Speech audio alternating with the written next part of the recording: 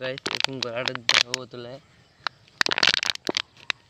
তারপর তোমরা খুঁজি দিয়ে বাঁধতে পারো, লাঠি শুনতে বাঁধবো না, এরকম করে দেবো। দেখতে পাচ্ছ অনেক মাছ আসছে। আর এই দেখো আরেকটা বোতলে মিলাবো এখন। আপনারা দেখতেই পাচ্ছেন পানি ভরবো।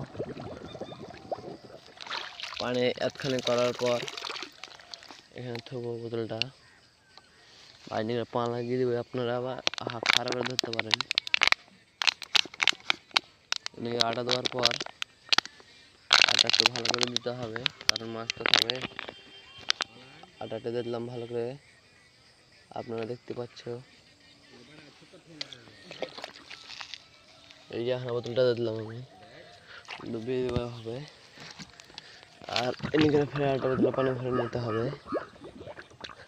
তারপরে কিছুক্ষণ বাদ এই যে এখানে এসে আমি মাছটি দেখবো কিরকম মাছ ঢোকে আমার বোতলে। আটাটা দেখে কীভাবে দিচ্ছি আমি, সেম এভাবে আপনারা দিবেন, তাহলে বোতলের মাছটা বেশি ঢুকবে।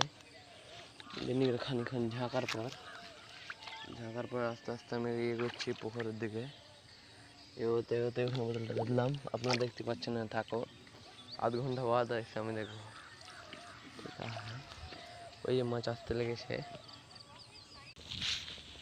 হ্যাঁ গাইস, হ্যালো গাইস, এখন আমি বোতলে আপনাকে মাছ দেখাতে চলেছি। এখন আপনাকে মাছ দেখাবো কিভাবে মানে বোতলের সেই সিজিএস পদ্ধতিতে মাছ ধরতে হয়। মানে আমাদের দিকের অনেক কেউ ধরে, তো আমিও ধরি। এই যে দেখতে পাচ্ছি অনেক মাছ এর ভিতরে ঢোকে।